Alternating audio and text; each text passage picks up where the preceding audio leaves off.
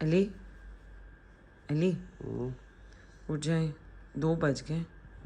सामान नीचे पहुंचाने, उठ जाए, शाबाश। उठ जाए उठ जाए उठ जाए, लेट हो जाएगा। अभी चार्जर्स भी पता है सारे अंदर रखने हैं। उठ जाए, शाबाश, फ्रेश हो जाए जी। टाइम क्या हुआ? 2 बज गए हैं। वो नॉक करे, वो कह रहे हैं आ जाएं।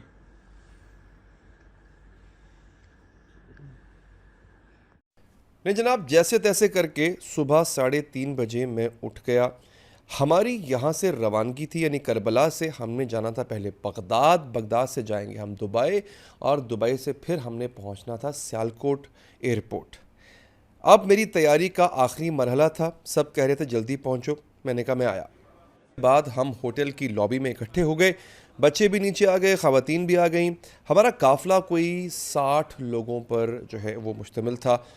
रात का अंधेरा अभी भी आप देख सकते हैं, रोशनी नहीं हुई है, लोग सो रहे हैं, लेकिन हमने सफ़र की तैयारी कर ली है। ये मैं हूँ और मेरे पीछे भी आप देख सकते हैं और भी ज़ारीन मौजूद हैं जो कि सुबह सुबह उठकर वापस जाने की तैयारी कर रहे हैं। My daughter is extra excited right now. All the excitement is why all the excitement, Mashi? Because we are pagal. Your father. Ji Sidra. Hi. This is Masuma's friend Fatima. Her no, her name is. Both are ultra excited. Where is my Momo? Momo? Say hi. Assalamu alaikum कह दें।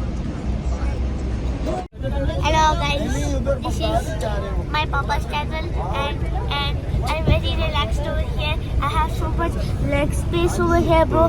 उनको ये बताओ ना कि please subscribe the channel. Please subscribe to the channel. Like the video.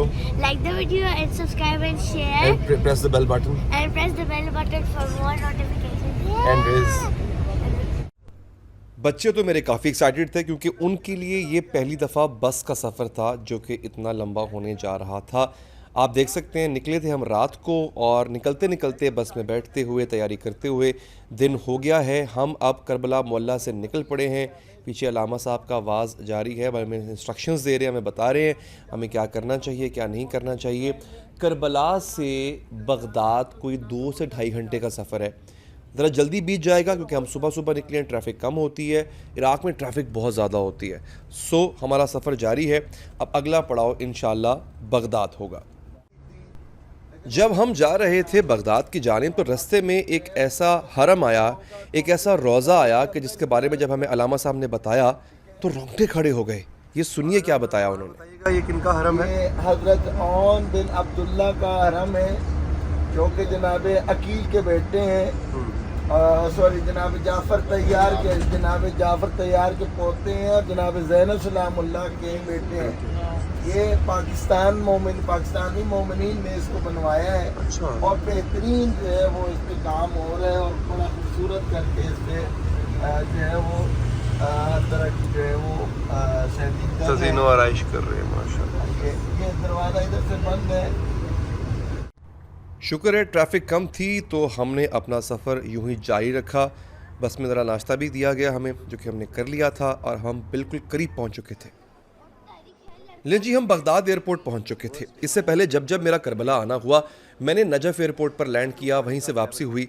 Baghdad airport पर ये मेरा पहला तजुर्बा था और यकीन जानिए ये मेरा बहुत ही बुरा तजुर्बा था। बिल्कुल भी स्टाफ कोऑपरेटिव नहीं, इंतहाई बदतमीज़ स्टाफ जो कि वैसे भी बगदाद वालों के हवाले से और इराक़ वालों के हवाले से कहा जाता है कि यहाँ की जो पुलिस है वो अभी भी वैसा माइंडसेट रखती है जैसा सद्दाम दौर में था। तो यहाँ की पुलिस इंतहाई बदतमीज़, यहाँ का स्टाफ उतना ही बुरा। एयरपोर्ट भी इस काबिल नहीं था कि उसको इंटरनेशनल एयरपोर्ट कहा जाए। आप देख सकते हैं कि पूरे एयरपोर्ट में जगह जगह आपको कबूतर मिलेंगे या बिल्लियाँ मिलेंगी और उन कबूतरों का जो फुजला होता है, जो वेस्ट होता है, वो भी आपको दीवारों पर मिलेगा। बगदाद एयरपोर्ट दुनिया का वाहिद एयरपोर्ट है जहां पर जानबूझकर ज़ायरीन की तज़लील की जाती है। आप देखें बच्चे नीचे बैठे हैं, बैठने की जगह नहीं है। ऐसा नहीं कि नीचे बैठने में कोई आर है, ये एक इंटरनेशनल एयरपोर्ट है। आप देख सकते हैं पूरी दुनिया से इमाम हुसैन के ज़ायरीन यहाँ पर आते हैं। अरबईन में तो कम से कम 3 से 4 करोड़ उनकी तादाद होती है। और इस एयरपोर्ट पे जो कि इंटरनेशनल एयरपोर्ट है वहाँ पर इतनी भी कुर्सियाँ नहीं कि लोग बैठ सकें और जो यहाँ का स्टाफ है वो उतना ही बदतमीज़ है। जगह जगह चेकिंग होती है। आप यकीन जानिए, मेरे बच्चों के लिए सबसे डिस्टर्बेंस वाली बात वो थी जब उनका सामान चेक करने के लिए कुत्ते छोड़े गए। जी हाँ, आजकल के जदीद दौर में भी यहाँ पर कुत्ते इस्तेमाल किए जाते हैं। ये वो वाहिद एयरपोर्ट है जहाँ का स्टाफ आपको ऐसे ट्रीट करेगा जैसे खुदा न खास्ता आप इमाम हुसैन की ज़ियारत करने के लिए नहीं आए, बल्कि बगदाद में कुछ चोरी करने के लिए आए थे। एयरपोर्ट में चेक इन और इमिग्रेशन के दौरान तो एक वक्त ऐसा भी आया जब मेरी एक पुलिस वाले से झड़प होने लगी थी। उसके बाद उसने मेरी फैमिली को हरासा करना शुरू कर दिया। ये देखते हुए मैंने हार मानी और अल्लाह अल्लाह करके इमिग्रेशन करा के मैं वेटिंग एरिया में बैठ गया। यहाँ पर कम से कम हमें फ़्लाइट डिले होने के बाद भी 1 घंटा इंतज़ार करवाया गया। एसी एयरपोर्ट के काम नहीं कर रहे थे, गर्मी में बैठना पड़ा, और उसके बाद जब हमें जहाज़ में सवार किया गया तो वो भी ऐसे जैसे जानवरों को किसी गाड़ी में लादा जाता है। अलबत्ता इस दौरान सिर्फ एक अच्छी चीज़ हुई कि एयरपोर्ट पर मेरी पाकिस्तान की मशहूर आर्टिस्ट सनम मारवी जी से मुलाकात हुई। व्हाट अ हम्बल पर्सन, बहुत ही प्यारी इंसान है। जितनी अमेजिंग सिंगर है उससे ज़्यादा अमेजिंग वो एक इंसान है। बहुत अच्छा लगा उनसे मिलकर भी। मेरी फैमिली ने भी उनसे साफा किया and they were really impressed. ले जी, अल्लाह अल्लाह करके जहाज़ की तरफ रवाना हुए। बगदाद एयरपोर्ट से जान छूटी। मैं ये आप लोगों से भी रिक्वेस्ट करूंगा कि जब भी आपका इराक़ जाना हो, ज़ियारत के लिए जाना हो, तो कोशिश कीजिएगा आप नजफ़ एयरपोर्ट की फ़्लाइट लीजिएगा। बगदाद एयरपोर्ट दुनिया के बुरे तरीन एयरपोर्ट्स में इसका शुमार होता है। नहीं जनाब, ये पड़ाव हमारा अब है दुबई का। आप मुमना के चेहरे पे खुशी देख सकते हैं। थक गई थी इसलिए हमने उसको स्ट्रॉलर में डाल दिया।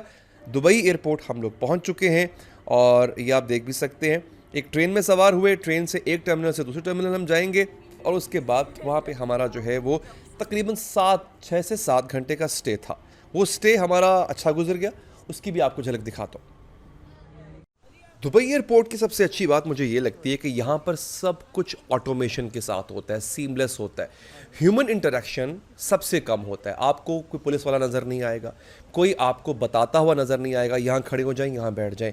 सब कुछ मशीनों के ज़रिए हो रहा होता है। साइन बोर्ड पढ़ते जाएं, अपनी जगह पर जाते जाएं, अपना काम करवाते जाएं। कोई भी आपकी इज़्ज़त नफ्स को नुकसान नहीं पहुँचाएगा। बगदाद एयरपोर्ट के बदतरीन तजुर्बे के बाद जब हम दुबई पहुँचे तो दिल खुश हो गया। उसके बाद मासूमा ने कहा कि मैंने भी बाबा के साथ वीलॉगिंग करनी है, तो थोड़ी बहुत वीलॉगिंग मासूमा और मैंने की वहाँ पे। मासूमा मुझे डायरेक्शन दे रही थी और मैं वीलॉगिंग कर रहा था। बगदाद एयरपोर्ट पर तो बैठने की जगह नहीं थी। दुबई पहुँचे तो यहाँ पर ऐसी सीटें लगाई गई हैं जहाँ पर आप सो भी सकते हैं। मैं थोड़ी देर के लिए नैप ले चुका था, फ्रेश हो चुका था, मेरे बच्चे भी ज़रा फ्रेश हो चुके थे। मोमना का अभी भी दिल नहीं लग रहा था कि वो अपनी प्रैम से उतरे, लिहाजा उसको सुकून से सोने दिया गया और प्रैम में रख के उसको हमने फिर जहाज़ की तरफ ले गए जहाँ से हमारी फ़्लाइट टेक ऑफ होनी थी। खूबसूरत एयरपोर्ट है, खूबसूरत एम्बियंस है, अच्छा लग रहा था। नहीं जनाब, मासूमा की ख्वाहिश पर उसको उस स्टोर में ले जाया गया जहाँ पे ढेर सारी कैंडीज़ मिलती हैं एंड शी वॉज़ हैप्पी। अब आ गया खुशी का मकाम कि ये हम पाकिस्तान जा रहे हैं। हम जहाज़ में बैठने जा रहे थे। वैसे तो हमें मौला हुसैन के रोज़े की याद सताएगी, हमें करबला की याद सताएगी, अलबत्ता बगदाद एयरपोर्ट के तल्ख़ तजर्बे ने हमें कम से कम ये सोचने पर मजबूर कर दिया कि जो भी है पाकिस्तानी आखिर हैं तो अपने। और एक और बात, पाकिस्तानियों का जो इखलाक है शायद ही कहीं और ऐसा इखलाक आपको मिले। जहाज़ के अंदर बैठने के बाद मेरे बच्चे भी सेटिस्फाइड थे कि बाबा अब हम पाकिस्तान जा रहे हैं। मासूमा का बहुत सा दिल था कि वो कोफ्ते खाएगी पाकिस्तान जाके, क्योंकि उसको इराक़ के अंदर जो भी खाना मिलता था उसको बिल्कुल भी पसंद नहीं था। इस बार बार मेरे बच्चों की फरमाइश थी कि जैसे ही हम घर पहुँचेंगे हमें मम्मा अपने हाथ के कोफ्ते बना के खिलाएँगी। खैर जनाब, जहाज़ में बैठ चुके थे और रात हो चुकी थी, क्योंकि 7 घंटे का स्टे था दुबई में। बहुत थक गए थे। अल्लाह अल्लाह करके हम पाकिस्तान पहुंच गए। कन्वेयर बेल्ट पे खड़े हैं, सामान के आने का इंतज़ार कर रहे हैं। एक बात बता दूं आपको, मैं सियालकोट एयरपोर्ट से मैं बहुत इम्प्रेस हुआ। लाहौर एयरपोर्ट से अक्सर आना जाना हुआ, बहुत मायूसी होती है वहाँ पर, लेकिन सियालकोट एयरपोर्ट का स्टाफ, यहाँ का माहौल, यहाँ का infrastructure A1, amazing, loved everything about it. सब बातों की अपनी जगह बात, सब बातों की अपनी बात। अपने मुल्क में आके जो सुकून मिलता है वो कहीं नहीं मिलता। So I am back in my country, मेरा प्यारा पाकिस्तान। आई एम बैक। और मौला की ज़ियारत की, करबला गए, पुरसा दिया, मुहर्रम मनाया, मौला इमाम हुसैन के गम में शरीक हुए। वापस आ चुके हैं आप लोगों की खिदमत में।